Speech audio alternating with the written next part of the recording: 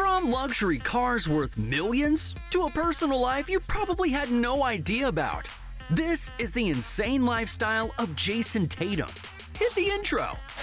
He's got the ball now. 10 seconds left in overtime. Tatum's got to go in a hurry. He pulls up.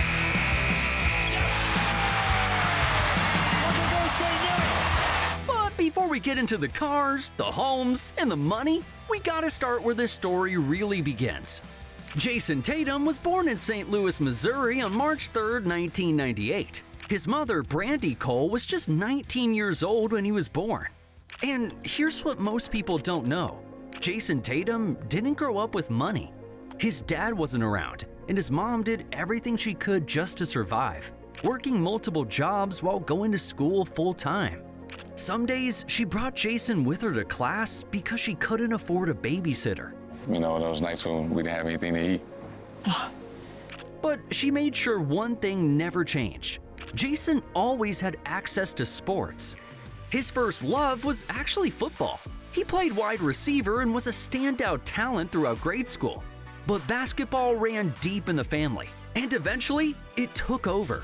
His father, Justin, played college ball before playing professionally overseas. His godfather was former NBA lottery pick Larry Hughes. And his cousin is Ty Lue, an NBA champion and head coach of the Clippers. So, from the beginning, basketball was part of the family DNA. Jayson, who's your favorite basketball player? Kevin Durant. But his father's training methods were intense. When Jayson was 10, Justin brought him to workouts with high school players. Older, stronger players who didn't take it easy on him. And some days, he left the gym in tears. But his reputation grew at Chaminade College Prep in St. Louis. When Tatum first arrived there as a 7th grader, another future NBA star had already set the standard, Bradley Beal. Watching Beal dominate the gym gave Tatum a blueprint for what was possible. His classmates even included another future professional athlete, NHL star Matthew Tkachuk. Matthew Tkachuk, great guys. By the time Tatum reached high school, he had become the most dominant player in the country. By his senior year, he was dropping 40-point games, turning into a 5-star recruit and one of the top players in America. And when the time came to choose his next step, he committed to one of the most famous basketball programs in the country, Duke University. So let's briefly go over his early career. And here's what most people don't know. His college career did not start smoothly. Before the season even began, Tatum suffered a foot injury that forced him to miss the first 8 games. But when he finally made his debut, it didn't take long to see what Duke had. Just days into his return, Tatum dropped 22 points and 8 rebounds against Florida at Madison Square Garden. The freshman from St. Louis was officially on the national radar. As the season progressed, he quickly became one of Duke's most reliable scorers.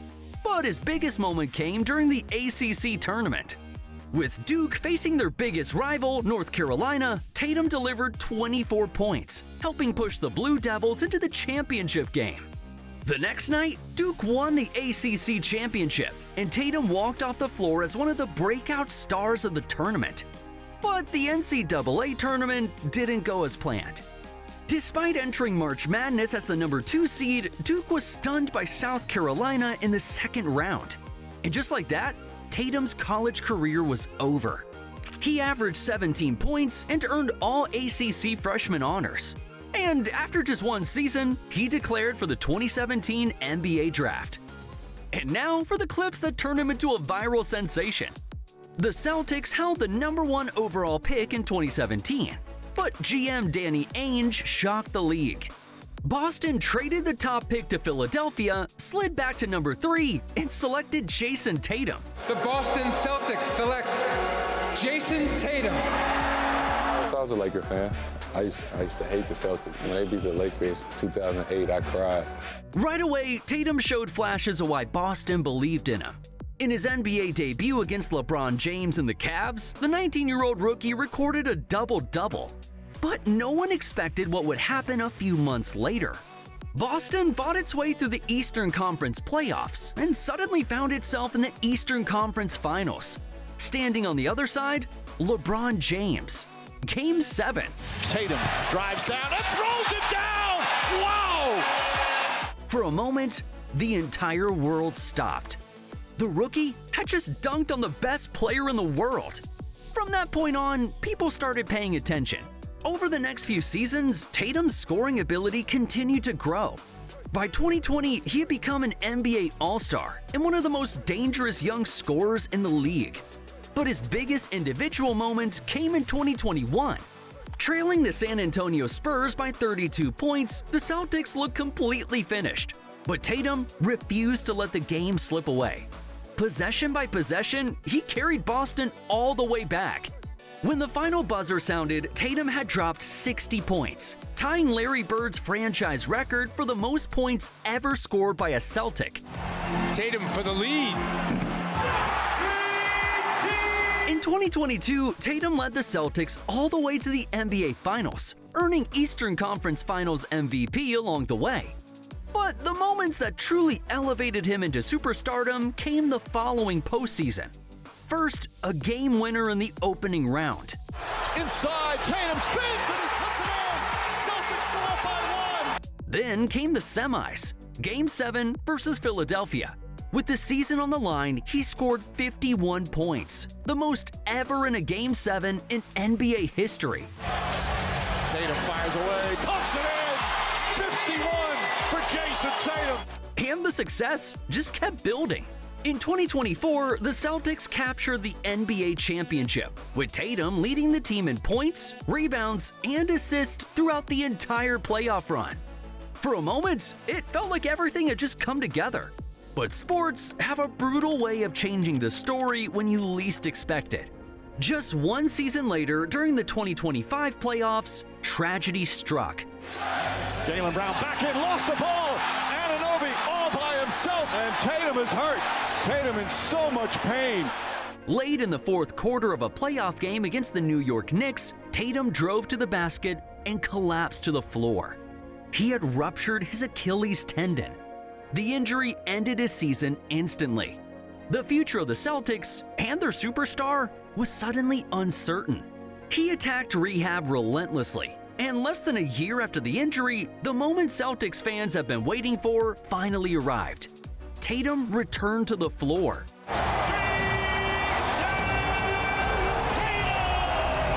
Playing his first competitive basketball game in 10 months.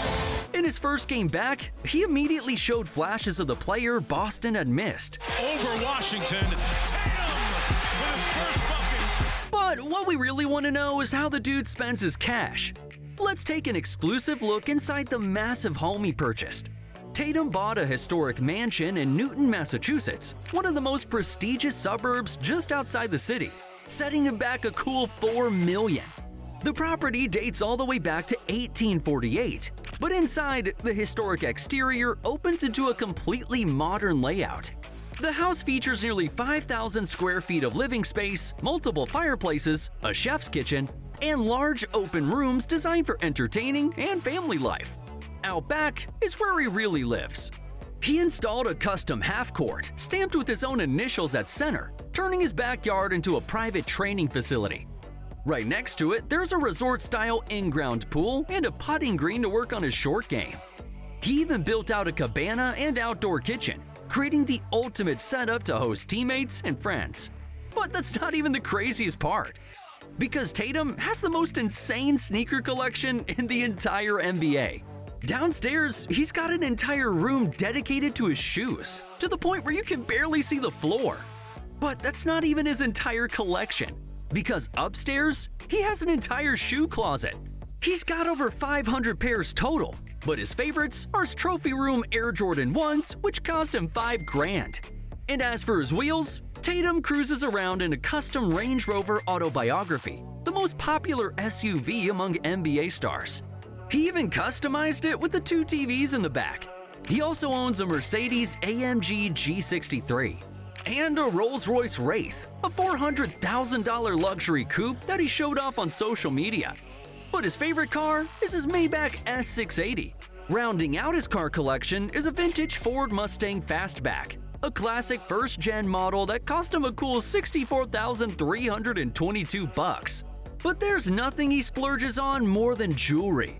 His most coveted watch is a Richard Mille automatic Memphis design. He wore it after a preseason game in Abu Dhabi. A reporter even asked him about it. Is that a real watch you wearing, or something? Like, you look like a kid's watch or something, no? But his favorite watch is an Audemars Piguet Royal Oak chronograph, a luxury piece that ran him 65 G's. He also owns an AP Yellow Gold Royal Oak chronograph, an 18-karat yellow gold Royal Oak tourbillon factory set with 44 baguette-cut diamonds, a Patek Philippe Nautilus 5980, and a Royal Oak Concept Flying Tourbillon GMT. But on his birthday, he treated himself to a $500,000 Richard Mille Bubba Watson, the rarest watch in his collection. The following year, he signed with Coach, and they hooked him up with this gold Jackson watch. But if there's one piece of jewelry he wouldn't trade for anything, it's his championship ring. We're talking 15 carats of diamonds with 34 emerald-cut stones and 230 diamond accents flooding the entire piece. And when it comes to style, this dude doesn't mess around. On game days, he'll pull up with a one-of-one Louis Vuitton Horizon 55 monogram patchwork, custom designed in a Celtics and Duke colorway. He's also been spotted with a Louis Vuitton Speedy 40 red monogram, a Louis Vuitton Keepall 50, and a custom ink blue Louis Vuitton Horizon. During the bubble, he snagged a Goyard Boeing 55 with a matching backpack. And in 2026, he picked up a second Louis Vuitton Horizon. And now for a peek into his personal life. And trust me, it's a lot wilder than you think. And real quick, we're officially evolving from MLB lifestyle to athlete lifestyle, which means we're covering every major athlete across every sport. Tatum dated Toria Lachelle before his career fully took off. Together, they had one son, Deuce, but the two eventually split, keeping things low-key while co-parenting. Deuce has grown up inside the league, walking into press conferences, sitting on Tatum's lap during interviews, and even joining him on the court after playoff wins. And at this point, he's not just Tatum's son, he's one of the most recognizable kids in the NBA. After Lachelle, he dated Sammy Amos. The two met during their time at Duke University, when Tatum was a one-and-done star and Amos was on the volleyball team. However, they had an ugly breakup, and she blasted Tatum on Instagram, stating that she was one of a kind, while Tatum could be easily replaced. Then came Ella Mai. She's not just anyone. She's a Grammy-winning artist and one of the biggest R&B names in the world.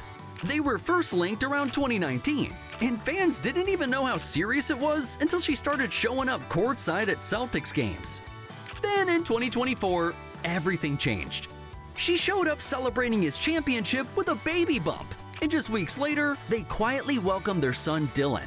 But Tatum's life off the court isn't just about relationships. It's built on a tight inner circle that goes way deeper than most people realize. Starting with Bradley Beal, his closest friend. They grew up just minutes apart in St. Louis.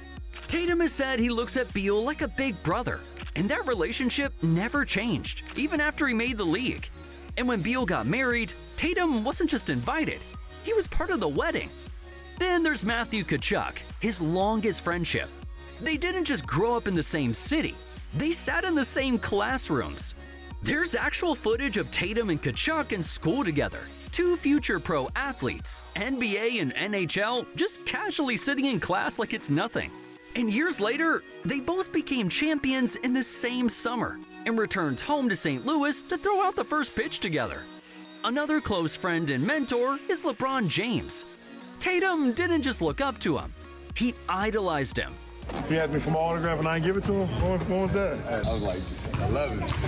That's why you dunked on me, though? That's why you dunked on me in the conference finals? As a kid, he attended LeBron's camp and even tweeted at him asking for a follow back, something that actually happened.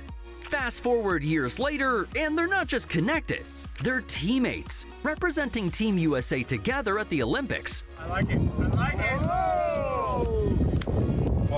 Say that goddamn hey! But his most surprising friendship is Nelly. Nelly went to high school with Tatum's mom and has known his father for years. I've known Nelly forever. You know, him and my mom went to high school. So when Tatum made it to the league, this wasn't some celebrity link-up. It was already family. Then you got Drake, his biggest celebrity cosign. The two have been spotted partying together, and Drake even brought Tatum out on stage at one of his concerts. I got my brother Jayson Tatum with me, obviously. And when it matters most, Drake shows up, pulling up to TD Garden courtside to support him.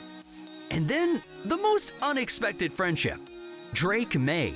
Two completely different sports, but their paths crossed in Boston.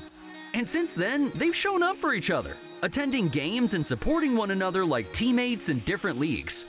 And then, there's the one that shaped everything. Kobe Bryant. Kobe didn't just inspire Tatum, he worked with him directly. And if you watch Tatum play today, you can still see Kobe in his game. He even honored him with a tribute tattoo. Tatum is also close with Devin Booker and Steph Curry. The three were spotted golfing together in Abu Dhabi. The biggest names in the NBA, halfway across the world, casually linking up off the court. Speaking of golf, that's Tatum's favorite hobby off the court. He'll routinely play during the offseason and even linked up with PGA star Jon Rahm. It's almost in the fairway. Also, in his free time, Tatum makes sure to show love to the rest of Boston's teams. I get my scouting on for my fantasy football team. And when it comes to the Patriots, they always return that energy.